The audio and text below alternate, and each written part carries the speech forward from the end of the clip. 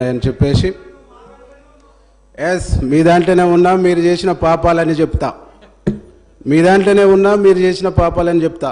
ఇంటి ఓపుకుందా, ఇనే ఓపుకుందా, ఇనే ఓపుకుందా? మనిషిగా చూడలేనటువంటి మిమ్మల్ని వదిలిపెట్టి ఆదరించే కాంగ్రెస్కి వచ్చినాను. అవమానించబడ్డ మీ కానించి ఆదరించే కాంగ్రెస్ పార్టీకి వచ్చిన అధ్యక్ష, నన్ను గెలకొద్దు, మిమ్మల్ని గెలికించుకోవద్దు అని చెప్పేసి ఈ సందర్భంగా తెలియజేస్తున్న అధ్యక్ష. అధ్యక్ష, ఈరోజు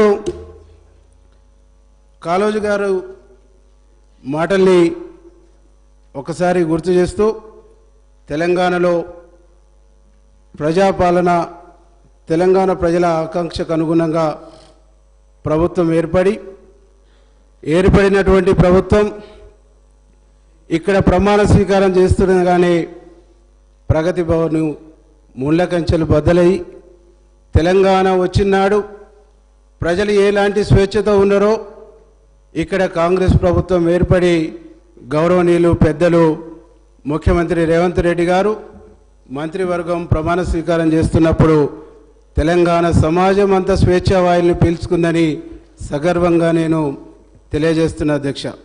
అధ్యక్ష, ముఖ్యమంత్రి రేవంత్ రెడ్డి గారి నాయకత్వంలో స్వేచ్ఛా వాయులు పీల్చుకుంటూ ప్రగతి భవన్ బద్దలు కొట్టిని ప్రజాపాలన శ్రీకారం చుట్టిందని సగర్వంగా ఈరోజు మనం మాట్లాడుకోవాల్సినటువంటి అవసరం ఉందని చెప్పేసి సందర్భంగా నేను గుర్తు చేస్తున్నా అధ్యక్ష.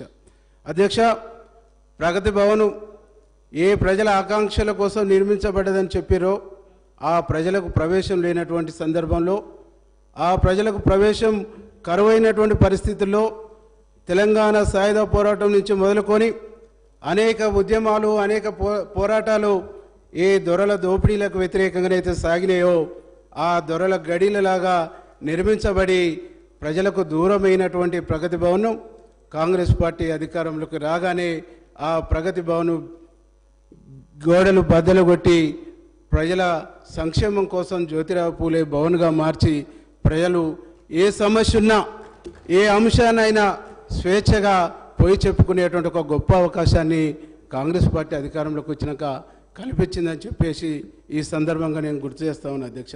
అధ్యక్ష, అనేక సందర్భాల్లో మాట్లాడుతుంటే చూసినాం. ఆ రోజు ప్రగతి భవన్ కంచె బద్దలవుతున్నప్పుడు ఇది మేమేసింది కాదు, ఫలాను వాళ్ళు వేసిందని చెప్పారు. అంటే ఉమ్మడి ఆంధ్రప్రదేశ్ రాష్ట్రంలో అలాంటి వాతావరణం ఉన్నది కాబట్టే తెలంగాణ ప్రజలు కొట్లాడి తెచ్చుకున్నటువంటి, ఏర్పాటు చేసుకున్నటువంటి తెలంగాణలో 10 సంవత్సరాల పాటు ఇంకా అదనపు కంచెనేసుకొని పరిపాలన కొనసాగించారు తప్ప ఎందుకు అది తీయాలనే ఆలోచన మీకు రాలేదు, ఎందుకు తొలగించాలనేటువంటి ఆలోచన మీకు రాలేదు, ఎందుకు ప్రజల సంక్షేమం కోసం ప్రజలకు స్వేచ్ఛాయుతమైనటువంటి వాతావరణాన్ని కల్పించాలనే ఆలోచన రాలేదు అని ఒక్కసారి ఆలోచన చేసుకోమని చెప్పేసి ఈ సందర్భంగా నేను గుర్తు చేస్తా ఉన్నా అధ్యక్ష. అధ్యక్ష, అనేకం చెప్పారు అధ్యక్ష, రోజు చాలా అంశాలని మాట్లాడుతున్నారు అధ్యక్ష. ఈ ప్రభుత్వం ప్రజలు ఎన్నుకున్నటువంటి ప్రభుత్వం, ఈ ప్రభుత్వం